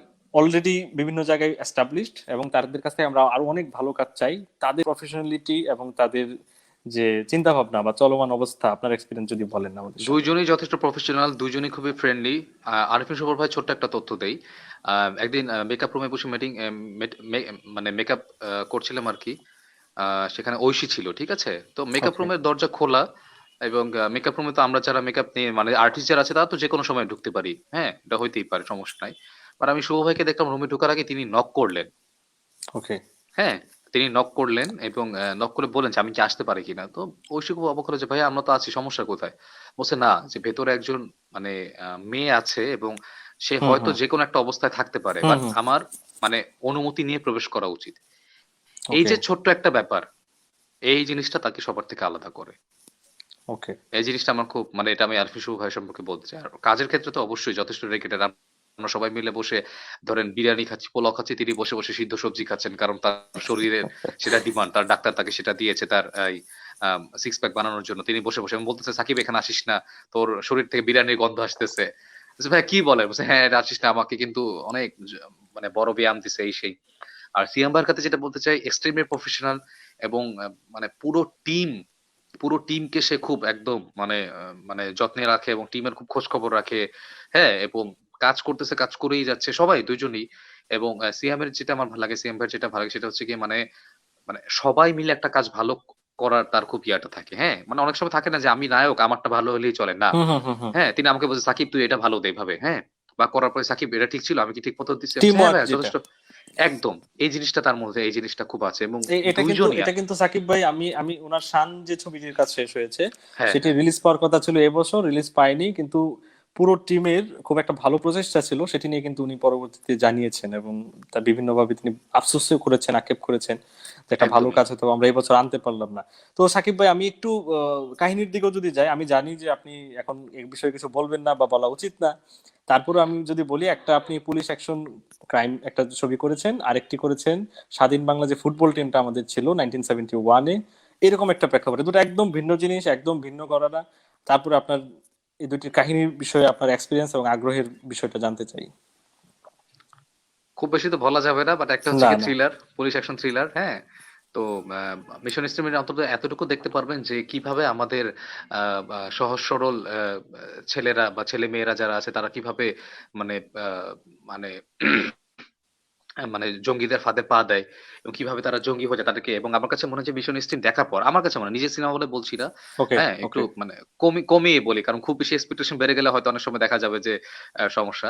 আমি একটু কমিয়ে বলি, সেটা হচ্ছে মিশন স্ট্রিম দেখার পর আমার কাছে মনে হয় অন্তত বাবা মারা তাদের ছেলে মেয়েদেরকে এতটুকু বলবে যে এই সিনেমাটা দেখো এই কারণে যে কিভাবে দুষ্ট মানুষের কথা কান দিয়ে মানে আহ খারাপ পথে যেতে নেই। হ্যাঁ, মানে ধর্মের যে ভুল ব্যাখ্যা দিয়ে মানুষকে যে আরেকটা দিকে নিয়ে যাওয়া হয়, হ্যাঁ, সেই জিনিসটা যেন থেকে কিভাবে বের হয়ে আসতে হবে, সেদিকে যেন কোনোভাবেই কোনো মানুষ না যায়, সেইটা দেখার জন্য হলো বাবা মারা তাদেরকে বলবেন, তার সন্তানকে বলবেন। আর দামালের ক্ষেত্রে আমি যেটা বলতে চাই যে একদম সত্যি ঘটনার উপরে, মানে ঘটনাটা আমরা নিয়েছি বাট বাকিটুকু ফিকশনালাইজ করেছি। হ্যাঁ, তো এই যে একটা ঘটনা বাংলাদেশের মতো দেশে 1971 সালে এরকম যে একটা ঘটনা ঘটছে, সেটা নিয়ে এত বছর আমরা কোনো কিছু করিনি এবং অবশ্যই সেটা সিনেমা বানানো হচ্ছে, এটা একটা দলিল হয়ে থাকবে আমার কাছে মনে হয়, এবং ভবিষ্যৎ প্রজন্ম অন্তত গর্ব করে বলতে পারবে যে আমরা শুধুমাত্র যুদ্ধই করিনি, যে মানে আমাদের যুদ্ধটা শুধুমাত্র অস্থির গোলাগুলি ছিল নিয়ে না। ছিল না বা অস্ত্রে ছিল না, খেলা নিয়েও আমরা যুদ্ধ করেছিলাম এবং দ্যাট ওয়াজ ইকুয়ালি ইম্পর্টেন্ট। তো এই জায়গা থেকে আমি দুটো সিনেমার ব্যাপারে এতটুকুই বলতে চাই। তো মিশন এক্সট্রিম তো আমরা আশা করছি যে আগামী রোজার ঈদে মুক্তি পাবে। দামালের ক্ষেত্রে মুক্তির ব্যাপারে কি কোনো ইয়া হয়েছে, টার্গেট? এখনো আমার জানা নাই, বাট অবশ্যই আগামী বছরে মুক্তি পাবে এবং সেটা একটা শুভক্ষণ দেখে রিলিজ করা হবে, তবে সেটা 2021 হবে। সাকিব ভাই, আমরা একটা বড় সময় আড্ডা দিলাম, ঢালিউডের হালচাল থ্যাংক ইউ। এবং আপনার ব্যক্তিগত বিভিন্ন বিষয় নিয়ে কথা বললাম।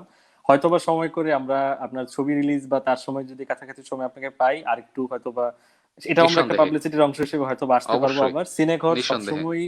সবসময় এই কাজগুলোই করার চেষ্টা করে এবং করে যাবে। আমরাও সেটি একটা ফিল্মের একটা আন্দোলনের মতো একটা পর্যায়ে আছি, ভাঙাচোরা একটা ইন্ডাস্ট্রির। আশাবাদ নিয়ে আমরা থাকতে চাই, বেঁচে থাকতে চাই। আশা করি সুস্থ মানুষ বাসে থাকবেন। আশায়, সো আশা থাকবে। জি, আমরাও আপনার দারুণ একটা ভবিষ্যৎ কামনা করি এবং ভালো ভালো অ্যাক্টররা থ্যাংক ইউ বা সো মাচ। স্ট্রাগলিং অ্যাক্টর যারা কাজ করতে চাচ্ছে আপনার মতো, তাদের একটা সুন্দর দিন চাচ্ছি, যে আমাদের ইন্ডাস্ট্রির জন্যই ভালো হবে হয়তো। হবে, ইনশাল্লাহ হবে, সিনে আমিও আশাবাদী, আমি আশা করি হবে। সিনেঘরের দর্শকদের জন্য যদি ছোট্ট করে সাকিব ভাই কিছু বলার থাকে। সিনেঘরে যারা দর্শক আছেন তাদেরকে অনেক শুভকামনা জানাই এবং তাদেরকে অনেক ধন্যবাদ জানাই যে এতক্ষণ ধৈর্য ধরে আমার বক সহ্য করেছেন। মারুফ ইমন ভাই যথেষ্ট ভালো একজন সঞ্চালক, তিনি আমার মতো একজন মানুষকে তিনি যে ঠিকঠাক মতো সঞ্চালনা করে এই জায়গায় আসতে পেরেছেন, এটা অনেক বড় একটা ব্যাপার, কারণ আমি প্রচন্ড কথা বলি এবং আমি নিজেও এক্স আরজে ছিলাম, তো আমার মতো মানুষকে সঞ্চালনা করে রাখাটা অনেক বড় একটা ব্যাপার। তো মারুফ ভাইকে অনেক ধন্যবাদ। মারুফ ভাইকে আমি বেশ জ্বালিয়েছি, তিনি আমাকে অনেক আগে থেকে বলছেন, বাট আমি কোনোভাবে সময় করতে পারছিলাম না। তিনি যে এরপরও ধৈর্য ধরে আমার পেছনে লেগেছিলেন, এই জন্য তাকে একটা স্যালুট দেওয়াই যায়। আর সোমবারে করতে পারি না, এজন্য দুঃখিত, আমার খুব পার্সোনাল একটা প্রবলেম ছিল। যাই হোক, জি, বাট সেটা মারুফ ভাই যে বুঝতে পেরেছেন, এই যে বুঝতে পেরে এই যে মানুষের দুঃখে যে সিম্প্যাথি দেখাতে হবে সেটা না, বাট এমপ্যাথি যে দেখানোটা, তিনি অন্তত বুঝতে এক্স্যাক্টলি। পেরেছেন যে আমার কি একটা ইয়াটা ছিল এবং সেটা করে যে সময়টা বের করেছেন, এটা অনেক বড় একটা ব্যাপার। এবং এটা যদি প্রতিটা মানুষের মধ্যে থাকে, তাহলে সেক্ষেত্রে আমরা আমাদের কন্টেন্ট কতটুকু ভালো হবে জানি না, তবে মানুষ হিসেবে অন্তত ভালো হবে এবং সেটা কিন্তু সবচেয়ে বেশি দরকার। আর মানুষ ভালো হলে সেক্ষেত্রে আমার কাছে মনে হয় কন্টেন্টটাও একদিন ভালো হয়ে যাবে। এই তো। অনেক অনেক ধন্যবাদ। আপনার যে ধন্যবাদটা সেটা আমাদের সিনেঘরের যারা পেছনে আছেন তাদের কাছে পৌঁছে যাবে। থ্যাংক হয়তোবা আবার দেখা হবে সাকিব ভাই। আজকের মতো তাহলে আমরা বিদায় নিচ্ছি। শুভরাত্রি, ইউ সো নিরাপদে মাচ। থাকবেন এবং যারা শুভরাত্রি, দেখছিলেন সবাই ভালো তাদেরকেও থাকুন। বলবো নিরাপদে থাকবেন। Thank you. থ্যাংক ইউ, আল্লাহ হাফিজ।